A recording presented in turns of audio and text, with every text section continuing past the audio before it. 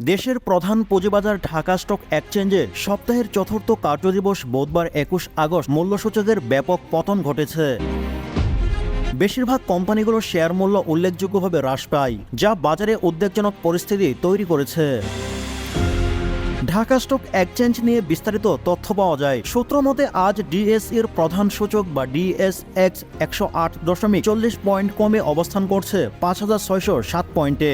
VAT দায়মুক্ত থেকে লাভজনক ব্যবসা পরিচালনার বিশ্বস্ত সহযোগী দ্য রিয়েল কনসালটেশন, স্বচ্ছ ভ্যাট আইনে দক্ষ ন্যায্য ভ্যাট প্রদানে। আজকে ডিএসইতে মোট ৫০০ কোটি টাকার শেয়ার ও ইউনিট লেনদেন হয়। লেনদেন হওয়া কোম্পানিগুলোর মধ্যে দাম বৃদ্ধি পেয়েছে ১১টির, আর কমেছে ৩৭১টির এবং অপরিবর্তিত রয়েছে ১২টি কোম্পানির শেয়ার দর।